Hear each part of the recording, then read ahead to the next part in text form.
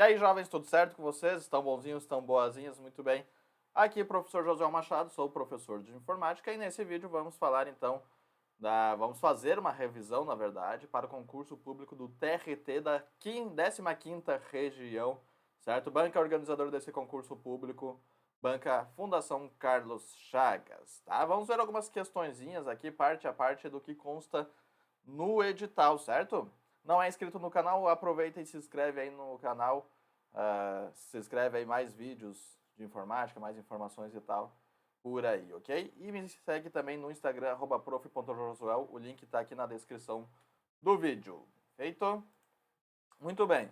Começando aqui com esse trecho do edital que diz o seguinte, primeiramente, né, se não me falha a memória, no edital do TRT aqui, do TRT 15, tá? Se não me falha a memória, 20 questões ou 40, agora não lembro o número de questões, mas como que a FCC fez nesse edital, né? Colocou conhecimentos gerais e dividiu conhecimentos gerais em diferentes disciplinas, e entre elas a informática. E aí tem um número de questões, tá? Não dá de saber então exatamente quantas questões serão de informática, porque tem um total de conhecimentos gerais lá, mas a gente pode chutar em, por aí, 5 questões, tá, né? Porque os outros TRT caiu mais ou menos isso de questões. Não era nesse nível, assim, nesse método, né, de conhecimentos gerais. E aí tem tantas questões para conhecimentos gerais, tudo misturado, português, informática e tal. Tinha a disciplina isolada lá de informática e 5 questões. Mas é bem provável que a FCC siga mais ou menos esse padrão por aí, umas 5 questõezinhas, tá? Aí no conteúdo de informática a gente tem o seguinte trecho. Noções de sistema operacional, Windows 10 ou superior. Vemos aqui na questão, né, que a banca já vem cobrando o Windows 11, tá? E aí esse trechinho tá lá no meio do conteúdo, mas eu trouxe para cá, que é conceitos de organização e de gerenciamento de informações, arquivos, pastas e programas. Ora, se você estudar o Windows, tanto o 10 quanto o 11, você tem que estudar os dois, porque essas duas versões podem cair na banca, podem cair na tua prova, tá? Quando você estuda, você vai estudar lá no painel de controle ou nas configurações, por exemplo, a parte de aplicativos ou de programas. Olha aqui como é que é no Windows 10. Ó, configurações, e aí vemos aqui em aplicativos. Aqui tem os aplicativos listados no computador. Você pode desinstalar aplicativos aqui, se for necessário você pode ter uma outra opção, modificar, se o arquivo permitir, você pode fazer modificações, se o software permitir, tá? Então, quando você estuda isso dentro do Windows, e você vai estudar isso, tem que estudar essa parte das configurações, você já está estudando esse trecho do conteúdo, programas. Você tem que saber que dentro do Windows, tanto o 10 quanto o 11, a gente tem a loja, a Microsoft Store, que é uma das formas de você fazer download de arquivos, instalar softwares no teu computador. Outra forma é você indo no site do software e fazendo o download do instalador por lá. Eu quero instalar o Microsoft Office, o LibreOffice, eu vou lá no site do LibreOffice e eu instalo o software por lá. Mas você pode pesquisar aqui na Microsoft Store. Você vai estudar isso, se já não estudou, vai estudar, vai revisar isso dentro do Windows. Você vai já estudar essa parte aqui desse conteúdo. Arquivos, pastas, tá? Isso aqui você vai estudar no explorador de arquivos. Nessa parte aqui do Windows aqui, que tu vai estudar o explorador de arquivos, tu já vai estar estudando manipulação de arquivos e de pastas e tal, tá? Então ele não é necessariamente um conteúdo que você estuda avulso. Você estuda ele dentro do Windows 10 ou 11, tá? Por isso que eu trouxe aqui para o meio. Dei o gabarito sem querer, mas ignorem. No Windows 11, em português, uma servidora pública com a devida permissão deseja garantir que apenas seu computador de trabalho possa se comunicar com o servidor de arquivos na rede da organização. A configuração correta e ideal para essa servidora pública deve ser feita no firewall do Windows. O firewall, né? E é interessante porque lá mais adiante no conteúdo a gente tem segurança da informação. A FCC gosta de fazer questões, digamos, interdisciplinares, né? Termo que o pessoal da educação, dos professores utilizam. Ele vai pegar uma questão sobre o Windows e vai tentar colocar alguma questão de segurança. Vai fazer uma questão sobre antivírus, né? Sobre compartilhamento de arquivos. vai fazer uma questão, ela gosta do assunto segurança da informação e ela pega esse assunto de segurança e tenta puxar ele para outros assuntos, sobre o Windows, sobre compartilhamento de arquivos, né, o Google Drive, tal, esse tipo de questão, tá? O Firewall, ele é o que controla o que entra e o que sai. Daí eu já vou abrir aqui. Já até tem vídeo aqui no canal se tu quiser pesquisar e ver com mais detalhes. Qual é a diferença de antivírus e Firewall? A gente tem aqui essa nuvenzinha, que é a internet, e a gente tem com o nosso computadorzinho aqui. O antivírus, ele vai monitorar o computador, tá? O antivírus, ele monitora o comportamento dos softwares. Então tem um software no teu computador que, ele está mexendo, ele está vendo as informações do teclado. Só que não é função desse software tá lá no teclado, né? Ele está suspeito e tal. Então o antivírus vai lá e tenta neutralizar ele. O firewall, ele controla o que entra e o que sai do computador, os dados, tá? Ele controla isso aqui, ó. Então isso aqui é a função do firewall. Isso aqui é a função do antivírus. Um exemplo. Se o computador está infectado com spyware, eu dei o exemplo do teclado, né? Um tipo de spyware que monitora o que o usuário tecla no computador é o keylogger. Digamos que o computador está infectado com o keylogger, o software está lá mexendo no teclado e mandando essas informações do teclado para o hacker. É a função do antivírus neutralizar o keylogger, tá? Ele vai ver, esse software está mexendo onde ele não deveria. Vai lá, neutraliza, manda para quarentena, apaga, exclui, manda uma notificação para o usuário. Caso o antivírus falhe por algum motivo, por falta de atualização, por má qualidade do antivírus e tal, o keylogger consegue captar essas teclas e mandar para o hacker. Então, ele vai trafegar aqui nos dados. Aí vai ser função desses dados, tá? O keylogger, ele pegou esses dados e mandou lá para o hacker. Então o firewall, ele vai tentar bloquear esses dados. Não é o firewall que vai impedir lá, que vai mexer no keylogger dentro do computador. Mas o firewall vai tentar impedir que esses dados coletados trafeguem na rede e cheguem ao seu destino, tá? Isso é a função aqui do firewall. Ó, a função do firewall. O firewall controla a entrada e saída de dados no computador ou numa rede, tá? Então a gente já viu o gabarito aqui, de acordo com o enunciado, vai ser a letra A. A configuração correta ideal, vamos ver, já esqueci o enunciado. Deseja garantir que apenas seu computador de trabalho possa se comunicar com o servidor de arquivos da organização.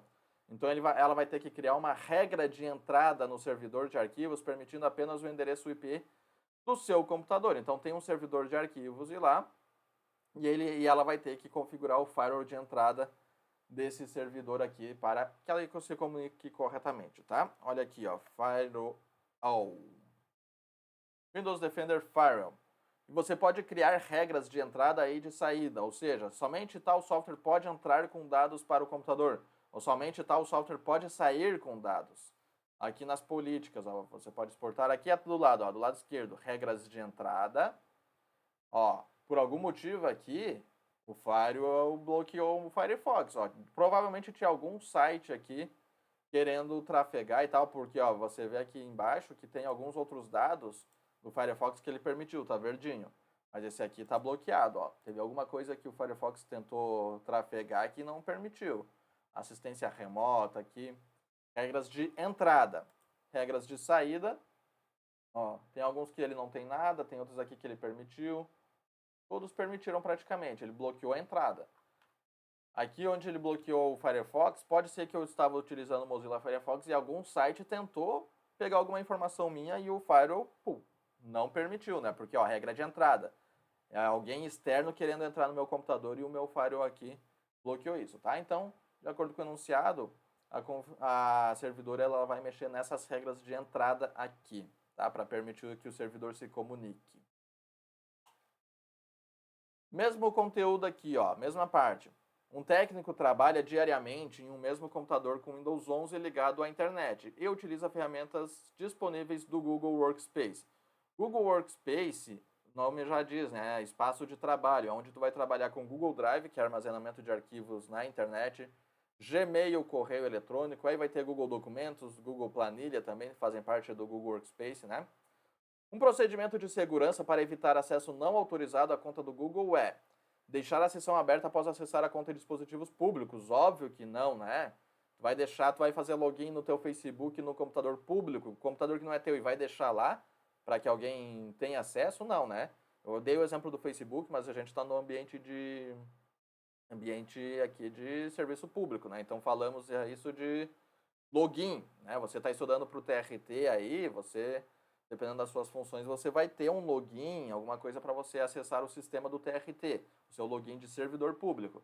Se tu está no computador público, tu não vai deixar o teu login ativo, tu vai sair, tá? Então não vai deixar a sessão aberta, nunca. Sempre vai sair da sessão, vai desligar a sessão para que faça o logout, digamos assim, que saia, tá? Ativar a autenticação de 2 fatores, vamos deixar a letra B para depois, tá? Autorizar aplicativos de terceiro concedendo as permissões solicitadas, você pode até permitir solicitações, mas aqui a alternativa está muito ampla, como que se você fosse autorizar aplicativos de terceiros. Não, né? Não é confiável. Você vai autorizar essas permissões se você confiar muito no aplicativo. Então não é assim tão genérico, não é tão amplo. A letra C está errada. Utilizar a mesma senha em várias contas, óbvio, né? Daí o hacker descobre uma senha tua e aí ele sabe qual é a senha em outros sites. Não, né, pessoal?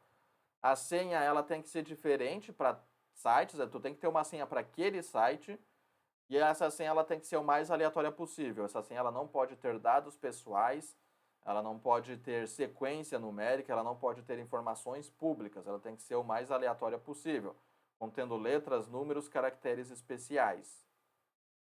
Ah, professor, mas aí é mais difícil de lembrar, mas é segura. Estamos falando aqui de segurança e não de memória, tá? Abrir links ou anexos em e-mails recebidos de todos. Olha a generalização aqui, ó. Todos os remetentes? Não. Somente dos confiáveis, né? Aquele que tu não sabe de onde está vindo, não vai abrir e-mail nenhum, não vai clicar em link nenhum. Vai denunciar spam, vai excluir o e-mail e não vai clicar. Então, letra B de bola é o gabarito da questão. O que é 2 fatores? 2 fatores é quando você tem duas formas de segurança. Geralmente, o primeiro fator é uma senha e o segundo fator é uma segunda forma, geralmente um token. Vou dar o exemplo do Gmail. Quem utiliza Gmail e cadastra ele no celular, pode acontecer, se tu vai fazer o login no Gmail em um novo dispositivo, tu coloca a senha e ele vai pedir uma autorização no teu smartphone cadastrado. Essa autorização no teu smartphone é o teu segundo fator. Às vezes acontece também da gente criar cadastro em alguns sites e tal. E o que ele faz? Tu coloca a tua senha, cadastra um e-mail, um telefone de segurança, né, um telefone teu. E aí tu coloca a senha e ele manda um código de segurança para o que tu cadastrou, seja por e-mail ou seja para o teu número. Esse segundo fator, esse código se chama token. Token é o nosso segundo fator, tá? Existem os tokens também, que é uma espécie de pendrive também, para te acessar. Se chama de token físico, ó. Token físico. Ó, token físico Bradesco. Ele tem um exemplo aqui, ó. Isso aqui se chama um token físico. Eu dei o exemplo do Bradesco, vamos pesquisar aqui, ó. Digamos que tu tem uma conta nesse banco, no Bradesco, tu vai acessar o teu sistema, tua conta bancária do Bradesco, vai colocar tua senha, e o teu segundo fator vai ser esse token, que é um número que ele gera nesse dispositivo, que ele é físico, e esse número ele vai alterando, ele vai sempre mudando, de tempo em tempo ele vai mudando. Então vou fazer o login agora mesmo. Aí eu boto minha senha, e aí o segundo fator é o token, eu pego o aparelhinho, eu olho o número que está na hora, boto ali no login e acesso. Daqui minutos vai trocar esse número. Por quê? Porque ele vai sempre trocando esse número, daí um hacker não vai... É mais difícil de um hacker descobrir esse número, né? É muito difícil. Por isso que sempre você fala, não compartilha a tua senha, não compartilha esse token, não compartilha teus dados pessoais, tá? Letra B de bola, o gabarito da questão. Mudamos aqui, ó, e-mail, edição de texto, planilhas, agenda e apresentações do Google Workspace, compartilhamento de arquivos, também do Google Workspace, que é o Google Drive, né? Você vai subir arquivos lá para o Google Drive e você pode compartilhar arquivos através dele, ou Gmail se for o necessário, né? Os serviços de edição de texto online, como o Google Docs, são serviços disponibilizados na internet por meio do conceito de computação na nuvem, ou Cloud Storage, enfim. FCC, geralmente, essas bancas grandes como FCC, Sebrasp, FGV, elas gostam de usar o termo em português, elas não são muito do inglês. A não ser que é o tipo de tecnologia, né? Daí sim, daí o termo é em inglês. Mas computação em nuvem vai estar em português, computação em nuvem. Dificilmente vai aparecer o termo Cloud Storage, que é o termo em inglês. Dentre os diferentes tipos de computação na nuvem, esses serviços são do tipo PaaS de plataforma, service, IaaS, infraestrutura como serviço, CaaS, comunicação como serviço, DBaaS, database é banco de dados como serviço, ou SAS, software como serviço. Gabarito aqui é a letra E, software como serviço, tá? Temos alguns tipos aqui. Esse CAS e esse DBAS, ele é praticamente inventado aqui, ele é criado, tá? Não existe. Os principais tipos de computação na nuvem é o PaaS, IaaS e o SAS, tá? O PaaS, ele é uma plataforma como serviço. Plataforma como serviço, nós temos o exemplo do AWS, que é o Amazon não lembro. AWS, Amazon Web Services, nada a ver, né? Amazon Web Services, ó, AWS. Primeiro eu vou falar aqui do SAS, que é o software como serviço. O software como serviço é aquele que ele te entrega um produto, né? Por exemplo, ele botou lá em cima e-mail, edição de texto, planilha e agenda e apresentações. Aí tu paga por mês, por exemplo, eu assinei o Google Meet. Assinei o Google Meet para fazer aulas ao vivo e tal, fazer live de volta e meia aqui no YouTube e tal.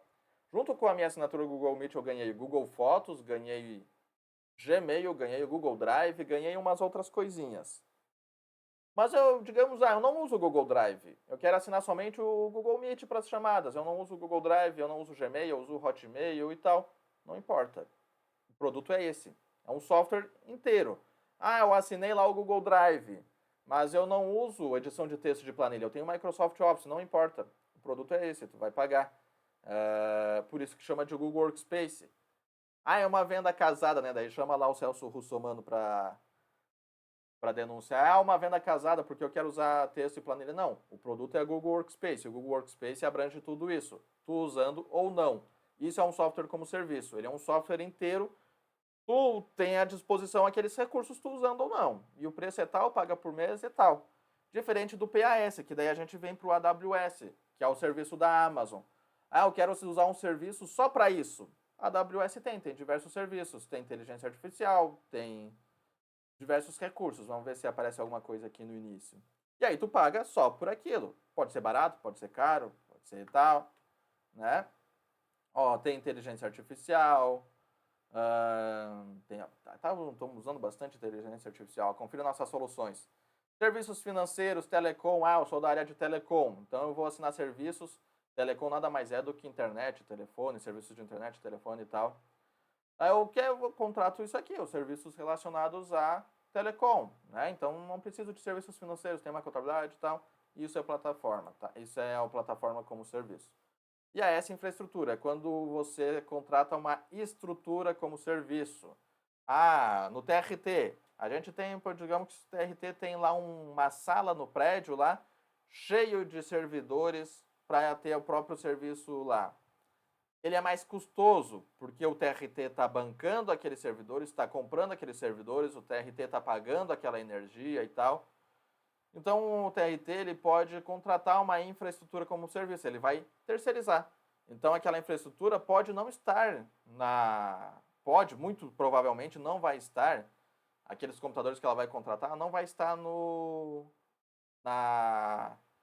prédio do TRT. Pode estar em outro local, pode estar nos Estados Unidos, pode estar na Europa, pode estar em outro local, mas ele vai contratar uma infraestrutura e vai utilizar aquela infraestrutura como serviço de computação na nuvem, tá?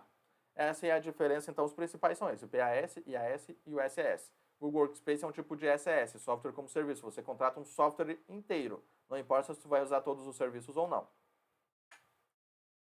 Seguimos no mesmo conteúdo, agora falando de planilha. tá? Na célula A1 de uma planilha do Google Workspace, há o texto escrito em inglês. Brazilian, aí eu sou péssimo em inglês, não sei se eu vou pronunciar corretamente. Brazilian Court, sei lá, of Justice. Concursor posicionado na célula B2 para obter a tradução do texto para o idioma português do Brasil, utiliza-se a função. Embora você vá no chute aqui, tem algumas formas de você eliminar alternativas e aumenta a probabilidade, diminui o número de alternativas com chute, tá? A gente tem nas funções, seja do Excel, seja do Google, e aqui ele não traz as funções do Excel, ele traz somente do Google, né? No conteúdo, não tem Microsoft Office no conteúdo, somente o Google Workspace, tá? Mas as sintaxes são semelhantes. A gente tem uma coisa que se chama parâmetros, tá? Então, esses parâmetros são separados por ponto e vírgula, não é por vírgula. Então, olha aqui a letra B. Temos uma vírgula, eliminamos a letra B. Letra C está correto, ponto e vírgula, letra D correto, a letra A também, né? Pulamos a letra A que está com ponto e vírgula, a letra E também está com vírgula. De 5 alternativas, agora temos 3 alternativas, né? Se tu vai chutar, é o menor chute aqui, ó, aumenta a probabilidade. Outra forma, não é o caso aqui, tá? Mas se a banca trouxer, tá vendo que na banca todas as alternativas estão começando com sinal de igualdade.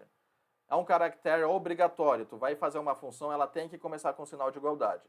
Se nessa questão ela trouxesse todas as 5 alternativas sem o sinal de igualdade, ok, quer dizer que o avaliador fez uma questão e não está considerando o sinal de igualdade, não vai entrar com recurso, tá ok.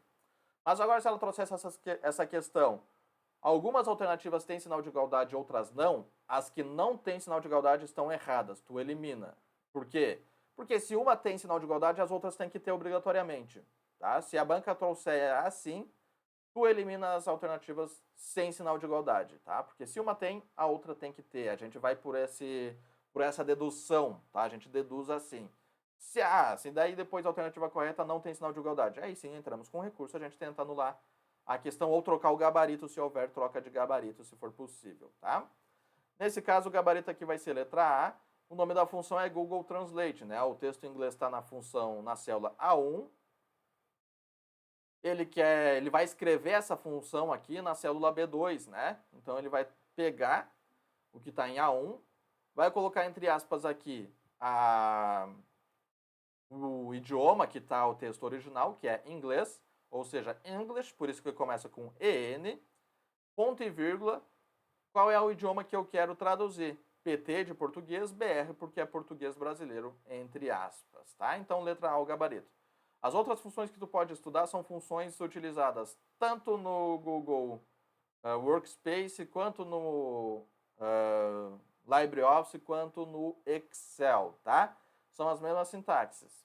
Funções lógicas, função C, soma C, média C, funções de procura, PROC-V, PROC-C, PROC-V, PROC-H, desculpa, não é PROC-C, PROC-H, PROC-X, funções matemáticas de soma, os contadores, tá? Todas essas funções que são as mais recorrentes em provas sobre Microsoft Office, tu estuda aqui. Inclusive é uma dica minha, tá? Aqui a gente está fazendo uma revisão, só vendo algumas questões por cima, tá? Mas se tu comprou um curso, está estudando por conta própria, não tem problema tu pegar questões sobre o Word, sobre LibreOffice Writer, sobre Excel, mas tu tem que ser autodidata, tu tem que ser, digamos, disciplinado para tu ir atrás do conhecimento. Se tu está resolvendo uma questão sobre o Word, sobre sumário no Word, ok. Tem sumário lá, é possível fazer sumário no Google Documentos, claro, questões da FCC. Tu pega uma questão da FCC sobre o Word, sumário no... não sei se a banca já cobrou sumário sobre o Word, tá? Não sei disso. Mas digamos que tu achou uma questão sobre sumário do Word, questões recentes de preferência, para te tentar pegar mais ou menos os avaliadores em atividade ali na banca, né? Tenta se informar, tem como fazer sumário lá no Google Documentos? Uma questão sobre configuração de parágrafos, alinhamento de parágrafo ou medida de parágrafo, espaçamento entre linhas e parágrafos. Tu pegou uma questão de Word sobre isso. Tenta ver como é que é esse conteúdo dentro do Google Documentos. E aí o que tu está fazendo? Tu está pegando a metodologia da banca e tu está passando ela para esse conteúdo, porque não é tão comum pegar esse Google Workspace e questões próprias, tá? Então tu pode fazer essa adaptação, aí tu pega a metodologia e tu estuda ela dentro desse software específico que a banca colocou no teu edital, tá? Letra A é o gabarito, então, aqui dessa questão. Ainda sobre o Google Workspace, na opção geral de configurações da agenda do Google Workspace, um analista selecionou a opção ativar horário de trabalho, com o objetivo de, e aqui o conceito, tá? Informar que está disponível quando alguém tenta enviar um convite para uma reunião fora do intervalo definido, tá? O Google Agenda, ele, primeiramente, né, ele tem o compartilhamento de agenda. Tu pode criar diferentes agendas. Tu pode, por exemplo, criar uma agenda pessoal, onde tu vai colocar tuas coisas pessoais. Uma janta de família, vai colocar um passeio, vai colocar na tua agenda. Tu pode criar uma outra agenda que é a agenda de trabalho, para onde tu vai agendar reuniões e tal. E tu pode compartilhar elas. A agenda do trabalho tu pode compartilhar com pessoas do trabalho, a agenda pessoal tu pode compartilhar com as pessoas da tua família, para vocês se organizarem. E aí se tu compartilha essa tua agenda com o pessoal do trabalho, tem essa função aí, ó, do ativar horário de trabalho, onde outras pessoas poderão ter acesso à tua agenda de trabalho e elas poderão marcar reuniões contigo. Se tu ativar essa função aqui, do horário de trabalho, as pessoas receberão essa notificação se ela tentar agendar alguma reunião em um horário ou data que tu tiver indisponível, tá? Então aqui letra D de dado. Mudamos de conceito, aqui mudamos do conteúdo, agora falamos de redes de computadores, tá? Conceitos básicos, ferramentas, aplicativos, procedimentos de internet e intranet. Começamos com o conceito básico. O que é internet? Internet é a rede mundial, rede pública de computadores. Tu está assistindo esse vídeo através da internet. Intranet é uma rede privada, onde somente pessoas autorizadas têm acesso. Extranet, complementando aqui, é um tipo de intranet, só que com acesso externo. Dou o exemplo sempre aí da pandemia. Digamos que tu estava trabalhando aí fisicamente no local de trabalho, veio a pandemia da Covid e tu precisou trabalhar de casa. Então tu acessava uma intranet onde tu, como funcionário, somente tu tinha acesso àquela intranet, tu e teus colegas de trabalhos, tá? Agora tu está em casa, a empresa ou o órgão público, né, faz umas adaptações. Ela passa essa intranet para ter acesso externo, mas ainda controlado. Essas palavras que eu estou falando, geralmente elas estão associadas, vão aparecer no enunciado e tu já mata a questão. Né? Então, uma intranet, a intranet ela tem acesso controlado, somente pessoas autorizadas têm acesso, somente funcionários e tal. A intranet, ela utiliza a mesma tecnologia da internet, os mesmos protocolos, tá? Utiliza o modelo TCP/IP, os mesmos protocolos, mesma tecnologia, mesmo tipo de fio, mesmo tipo de roteador, tudo da internet. O que muda é o acesso, tá? E a intranet, ela fica limitada às dependências físicas da empresa ou do órgão que tu está trabalhando. A extranet é a mesma coisa que a intranet, com acesso externo, também é controlado, tá? A internet, ela é pública, ok? Um tribunal do trabalho deseja conectar todos os computadores de seus diferentes departamentos em uma única rede local, permitindo o compartilhamento de arquivos e impressoras. O dispositivo de rede mais adequado para essa tarefa é o hyperroteador, switch, repetidor, case hub ou virtual modem. Ele está falando aqui do switch, tá? Vamos abrir aqui, estou com aqui aberto. Imagens. Switch.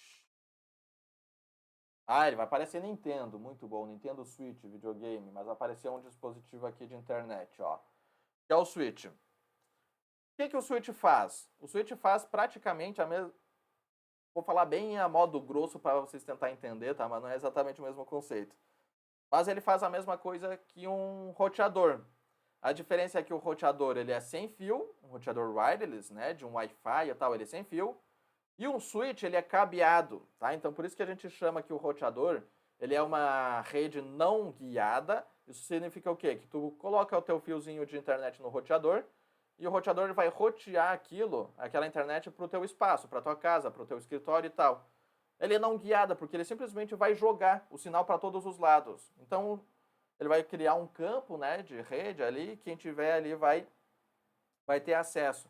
pode ser rápido, né? Por exemplo, o meu roteador está ali na sala, eu estou aqui no meu escritório, o roteador não chega com a mesma intensidade que está ali na sala, né? Agora, o switch, ele é uma rede guiada, porque ele é com cabo. Então, tu vai guiar para onde essa rede, para essa internet, vai através do cabo, tá? No switch, tu pode colocar computadores, pode colocar impressoras, pode conectar um próprio Wi-Fi para acessar a internet, né? Tu pode conectar qualquer um. E aí a gente tem, semelhante, o hub de internet, né? A gente tem um hub USB, que é aquele USB, tem um amarrado ali, não vou conseguir mostrar. A gente tem um hub USB, que é para te aumentar o número de portas de um computador, né? Aqui, ó. Eu tenho 3 portas USB no meu notebook aqui, daí eu posso utilizar um hub, consigo colocar mais dispositivos. Mas a gente tem um hub de internet. Ele é semelhante a um switch, só que geralmente ele é menorzinho. A utilização é a mesma, mas o modo que ele trabalha é diferente, tá? Digamos que a gente tem aqui um dispositivo desse, a gente tem 3 computadores. Começamos com um hub aqui, tá? O hub ele pega um dado e ele replica esse mesmo dado para todos os computadores. Digamos que o hub ele recebe, digamos que aqui tem uma impressora, tá? Aí esse computador aqui, ele manda um dado para imprimir. Esse dado ele passa para o hub e o hub ele vai replicar para todo mundo. Até a impressora chegar na impressora e a impressora pegar, isso aqui é para mim. Eu tenho que imprimir, vou ter que trabalhar aqui. E a impressora imprime, tá? Por isso que a gente chama o hub, e a gente diz que o hub ele é burro, porque ele pega e ele manda o dado para todo mundo. Já o switch, ele tem o I aqui no meio, o I de inteligente. Porque nesse exemplo aqui, ó, o switch, agora aqui é um switch no meio.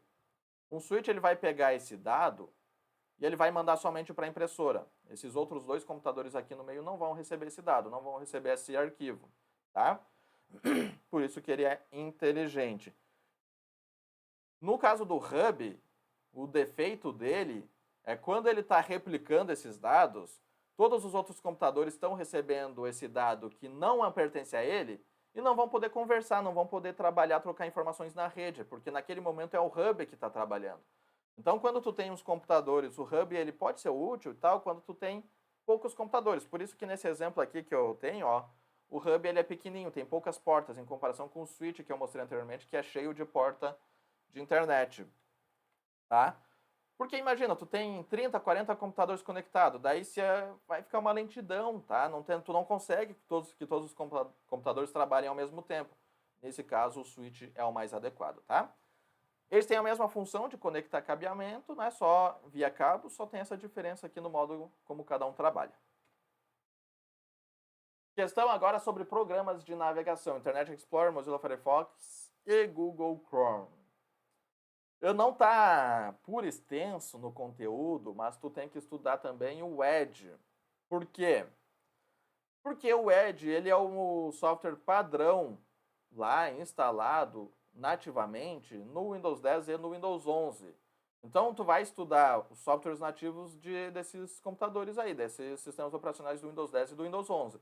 Vai estudar o Python, bloco de notas, vai estudar que ele tem uma calculadora, vai estudar que ele tem um reprodutor multimídia e tem que estudar que ele tem um navegador instalado padrão nele, que é o Edge. Tem que saber que o Edge ele veio para substituir o Internet Explorer, tá?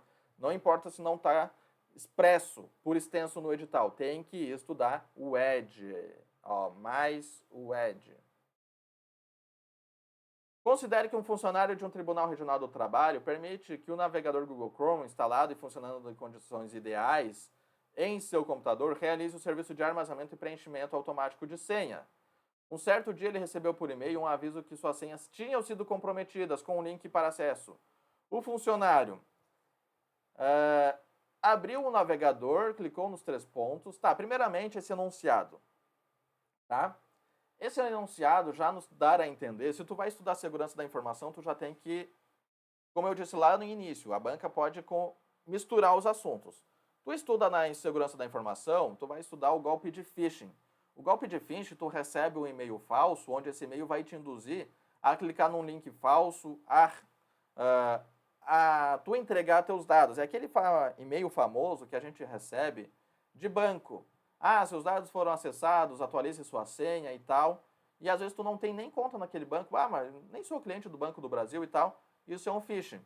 Então a gente lê esse enunciado e a gente dá a entender que isso pode ser um golpe de phishing. Então a gente já fica com o pé atrás. Não é de qualquer jeito, não vamos clicar em qualquer link, não vamos fazer qualquer coisa. A gente tem que ficar com o pé atrás, analisar bem o contexto desse e-mail. Tá? Então, ó, abriu o navegador, clicou nos 3 pontos no canto superior direito para personalizar o Google Chrome. Até então ele está só no software, tá? Ele está somente clicando nas configurações do Google Chrome. Gerenciar senhas, depois clicou em preenchimento automático, clicou em checkup e obteve como resultado uma lista de sites e apps recusados. Agora aqui, ó, cadê o erro? Clicou em cada um dos sites da lista e mudou a senha, um a um. Não, não pode clicar um a um isso aqui, tá? Não pode clicar nesses links. Por mais que, eu imagino que até aqui ele estava correto nesse caminho que ele fez. Por mais que tu tá no software no Google Chrome e o Google Chrome analisou isso, tu tem que digitar manualmente, tu tem que acessar manualmente o teu site de confiança e tu vai lá alterar a senha, vai excluir teu cadastro e tal. Tu não vai clicar no link do e-mail, tá? Aqui o erro, ó. Tu não clica nesses sites que tu recebeu no e-mail. Mais uma vez, isso pode ser um golpe de phishing, tu pode estar caindo no golpe, tá? Clicou no link, foi direto. Ó, clicou no link. Não. Começa errado aqui. Não se clica no link que tu recebeu por e-mail. Abriu o navegador, clicou nos 3 pontos no canto superior direito, personalizar, controlar a Google Chrome. Clicou em senhas, depois preenchimento automático, clicou em gerenciador de senhas, clicou em checkup e obteve como resultado nenhuma senha prometida. Prometida. Até aqui tá ok, porque ele foi clicando somente nas configurações do navegador, do software. Clicou no link, já começa errado. Abriu o navegador, clicou nos 3 pontos no canto superior direito para acessar as configurações do Google Chrome. Clicou no gerenciador de senha e desmarcou a opção oferecer para salvar senhas. Se se trata de um vazamento, não adianta mais tu desativar isso aqui. Tá o erro dessa questão. Se vazou, vazou, não adianta mais, tá?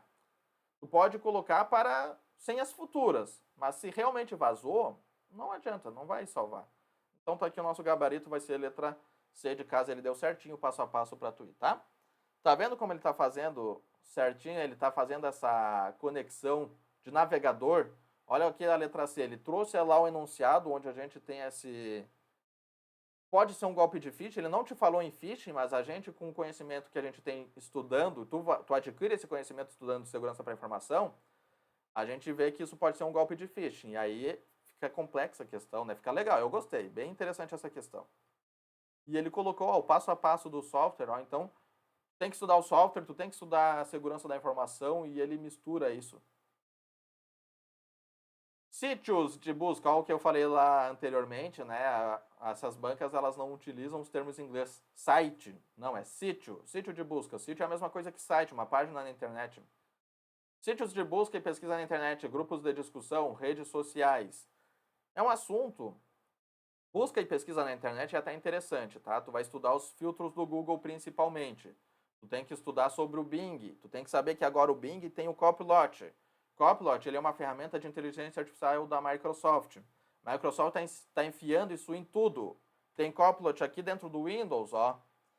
Isso aqui tem Copilot no navegador de internet, no Edge. Tá aqui o Copilot. Tem o Copilot lá no Bing. O Bing é o buscador da Microsoft, concorrente do Google. O Bing tem o Copilot aqui dentro, então tu tem que estudar, tá? Nesse caso de pesquisa na internet, tu estuda especificamente o Bing, tá? Tu tem que estudar o Google, tu tem que estudar o Bing, tu tem que saber, por exemplo, uma questão histórica também, digamos, o KD, ele era um buscador brasileiro. O Yahoo comprou o KD e o KD não existe mais, mas existiu o KD que era um site de busca de pesquisa brasileiro, tá? Essa parte histórica pode virar questão. E os filtros, que a gente já vai ver na questão ali, tá? Vai estudar o Bing, tem que saber as ferramentas do Bing. É possível imagem, vídeo, tem o Copilot, que é uma ferramenta de inteligência artificial, tal. Mas o que é mais provável é que caia os filtros do Google, que nem essa questão aqui. No No navegador Google Chrome, no campo de busca da página da Google, quando tu abre o Google Chrome, ele tem uma barra de pesquisa do Google, né? Ó, aqui ele tem umas atualizações, trouxe umas novidades. Mas aqui, ó, tem uma barra de pesquisa do Google, ele está falando disso aqui.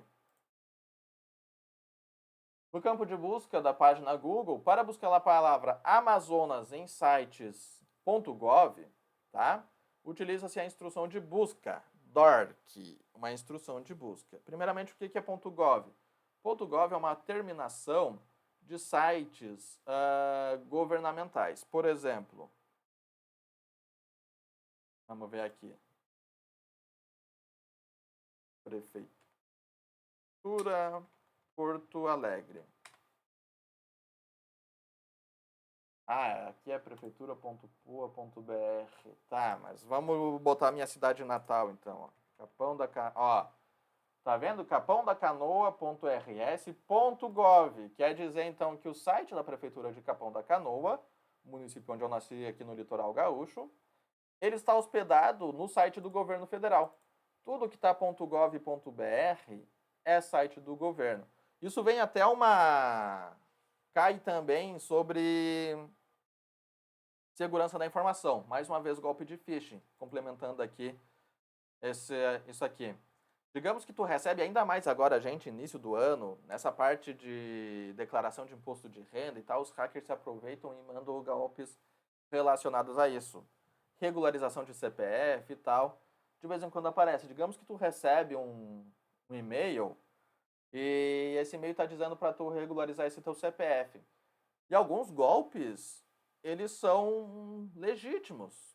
Tem golpista que ele para achar o teu e-mail na internet. Se tu é uma pessoa um pouco pública, igual eu que sou um professor e eu tenho CNPJ, e dados de CNPJ são públicos, eu já recebi golpe onde o e-mail tinha exatamente o número do meu CNPJ, onde induzia lá que eu tinha uma dívida lá, que eu tinha que pagar, gerar um boleto e pagar, era golpe, tá?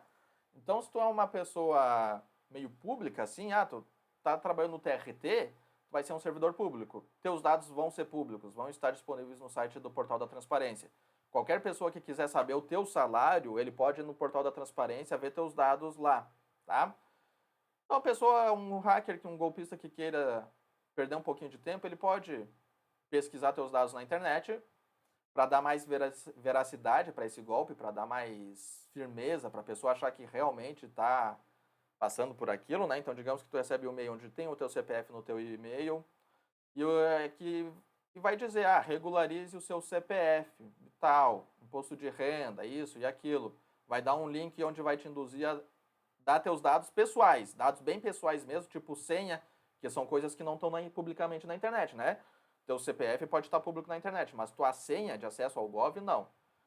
Então, como é que tu vai saber se isso é ou não um golpe? Olha o endereço de e-mail de quem te mandou o e-mail. Se for .gov, ok, aí já tá mais sério. Mas aí tu olha lá e termina com .com.br, não, né? .com é sites comerciais, né? Já recebi um golpe uma vez desse tipo, que queria me induzir a clicar no link e disponibilizar meus dados nesse link, onde eu fui olhar o endereço do e-mail e a pessoa não fez nenhum esforço para enganar. Ele botou lá, tipo, padaria do Zé, @gmail.com. Era nesse nível o e-mail, né? Então, tem alguns que é muito óbvio, tem outros que não. Tem outros que vai ser, tipo, regularize CPF, sei lá o quê, .com.br. Dá um pouquinho de veracidade, mas tu olha no .com, aí é um site comercial. Não é governamental, abandona, tá? Complementando, agora a gente volta para a questão que fala sobre pesquisa. Fiquei divagando um pouquinho, mas complementando para vocês estudarem. Então, o que ele quer? Quer buscar a palavra Amazonas em sites que terminam .gov. Então, tu vai utilizar primeiramente esse método de pesquisa, site, .gov, tá? .gov, tá? Então, tu vai pesquisar somente em sites que terminam com .gov. Então, não vai utilizar isso aqui, Inuri, site, in URL, in text, site, não. Ficou para nós o letra B de bola. Podemos fazer aqui agora, site,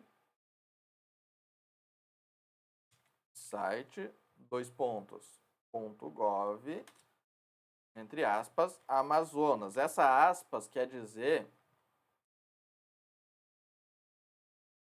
o Amazonas. Essa aspas quer dizer que eu quero exatamente esse termo, tá? Exatamente esse termo. E olha aqui, ó. Userbase.gov, catálogo nml.nh.gov, tá vendo, ó? Se eu quiser pesquisar, por exemplo, aqui, ó, queimadas na Amazônia. Se eu pesquisar simplesmente isso, tá vendo que ele vai pegar essas palavras meio avulsas. Ó, aqui ele pegou queimadas, mas cadê? Ó, queimadas do INPE.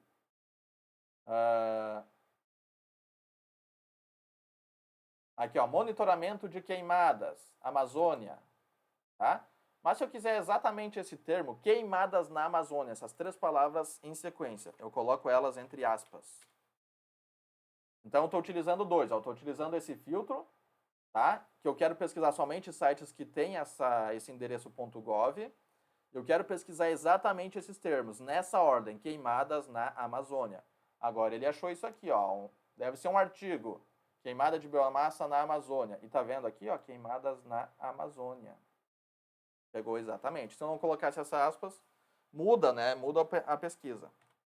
Tá? Então, letra B de bola é o gabarito aqui da questão. Segurança da informação. Diz o seguinte, ó, essa questão.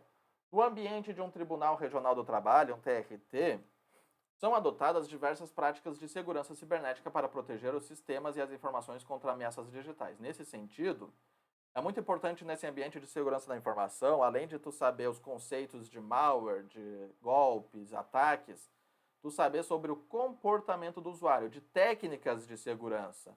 É aquilo que eu falei, quando eu falei, dei esse exemplo de golpe aqui no .gov, e a gente viu também nisso aqui, é o comportamento do usuário. É tu receber um e-mail suspeito e não, eu não vou clicar nisso, porque isso é perigoso, isso pode ser um golpe, isso pode ser para fazer download de um malware e tal.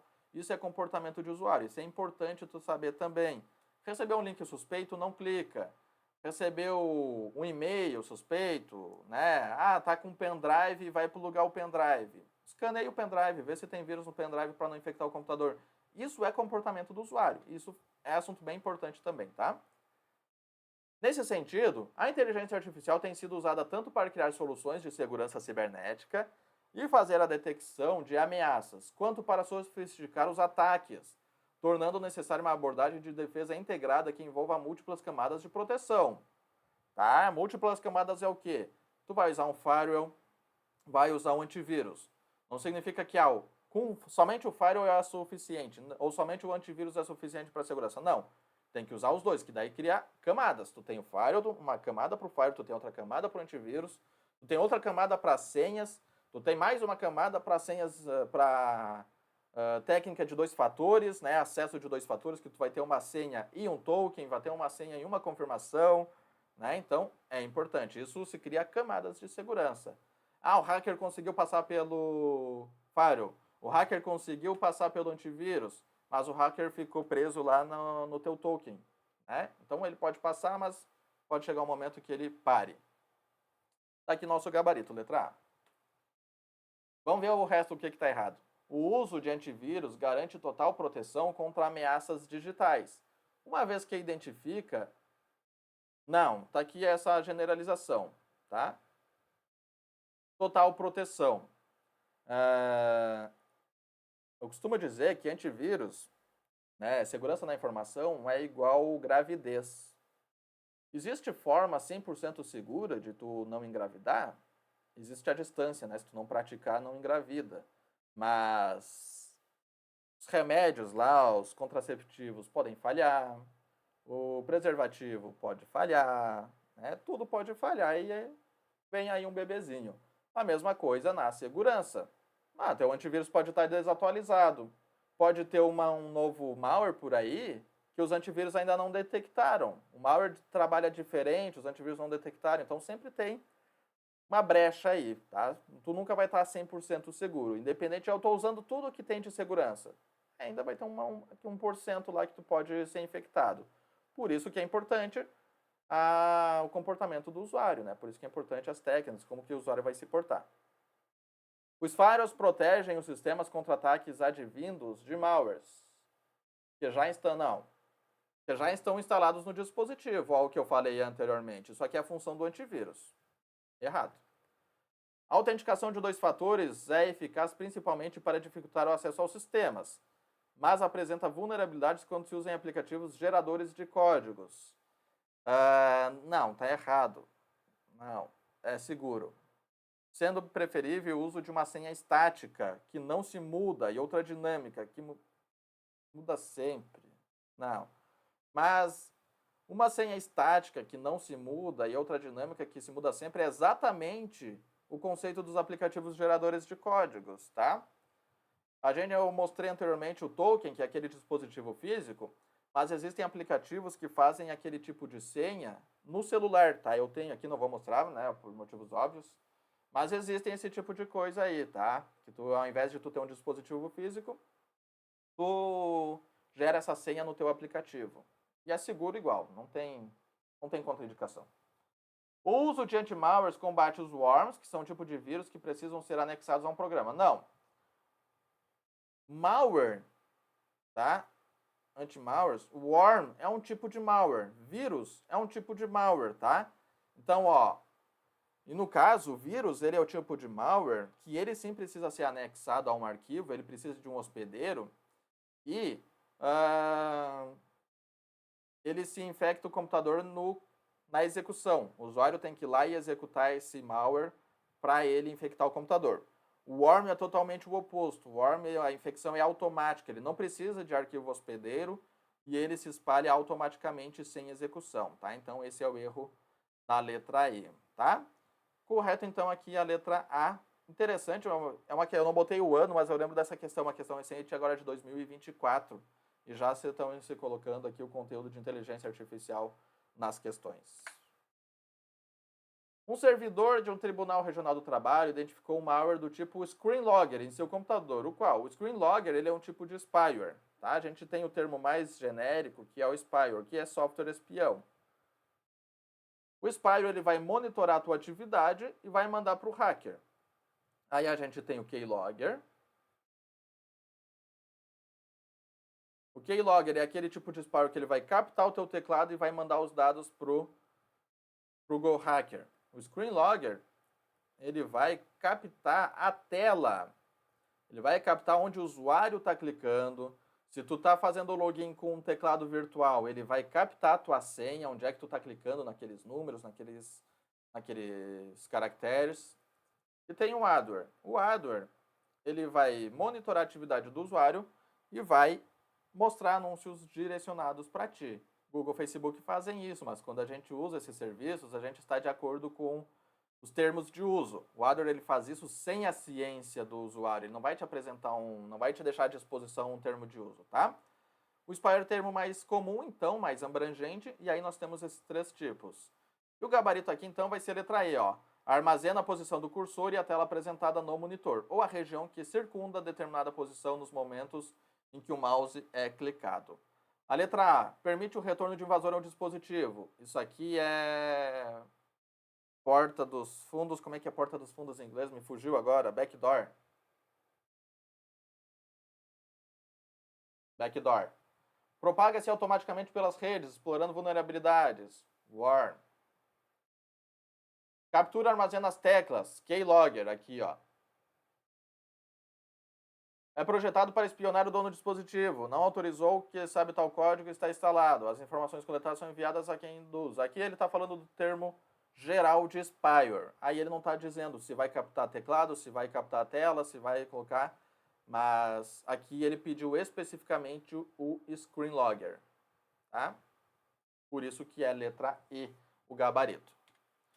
Com isso, encerramos aqui a nossa revisão de informática para o TRT da 15ª região, tá? Espero que tenha sido útil para vocês essa revisão, ok? Te convido para dar like nesse vídeo, se tu curtiu o vídeo, se tu gostou, se foi útil para ti. Me segue lá no Instagram também, @prof.josuel. Lá no Instagram eu faço alguns vídeos mais rápidos. Volta e meia eu abro umas caixinhas de pergunta, tu pode mandar tua pergunta. Ou se tu está se preparando para algum outro concurso, que não é necessariamente o TRT, pode mandar tua dúvida lá no privado, se eu tenho material e tal. Me acompanha lá no Instagram, prof.josuel, o link também está aqui na descrição do vídeo. Vou deixar o link aqui também do meu WhatsApp, tu pode clicar no link, vai ser direcionado para o WhatsApp, tu pode mandar tua dúvida por aí, ok? Até mais, boa reta final aí e boa sorte, boa prova para quem vai fazer o TRT da 15ª região. Até mais!